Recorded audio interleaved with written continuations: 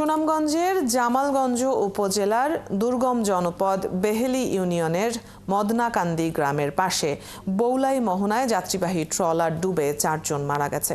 এতে ট্রলার ডুবির খবর পেয়ে আশপাশের গ্রামবাসী অর্ধশতাধিক নারী, পুরুষ ও শিশুকে জীবিত উদ্ধার করে।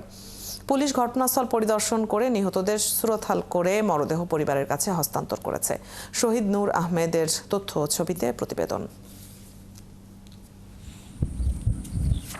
সুনামগঞ্জের জামালগঞ্জের পাশের উপজেলা মধ্যনগর সদরে শনিবার ছিল ঈদের আগে শেষ হাটবার। বিকেল 5টায় মধ্যনগরের হাটবার শেষে নোয়াপাড়া, দুর্গাপুর, হিজলা গ্রামের 35 জন যাত্রী ও ভারী পণ্য নিয়ে শেষঘাট মদনাকান্দি গ্রামের উদ্দেশ্যে যাত্রা করে।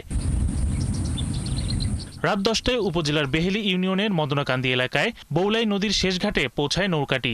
এ সময় বাঁক নেওয়ার সময় অতিরিক্ত যাত্রী ও পণ্য বহন করা নৌকাটি পানির প্রবল চাপ নিতে পারেনি। রাতেই 4 জনের মৃত্যুর কথা জানতে পারে এলাকাবাসী।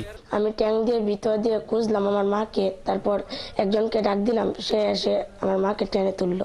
অনেক মানুষ হয়েছে, আর 10টা ট্রলার গেছি গিয়ে তারা আমরা উদ্ধার করছি। উদ্ধার করার পরে নৌকাটা নিয়ে যখন শুকনো তুললাম তখন দেখলাম যে 4টা মরা লাশ।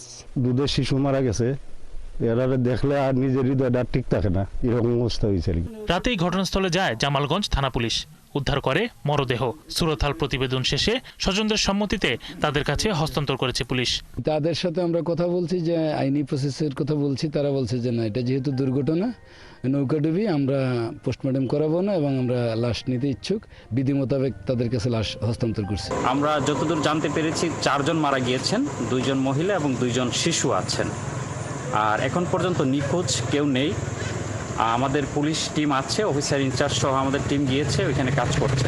এই ঘটনায় আরও এক মেয়ে শিশুকে আহত অবস্থায় উদ্ধার করলেও এই ঘটনায় কোনো হতাহতের তথ্য পাওয়া যায়নি বলে জানিয়েছেন পুলিশ। আমি সংবাদ পেয়েছি 10:30টায়। শরীফ আজাদ প্রীতম, 71।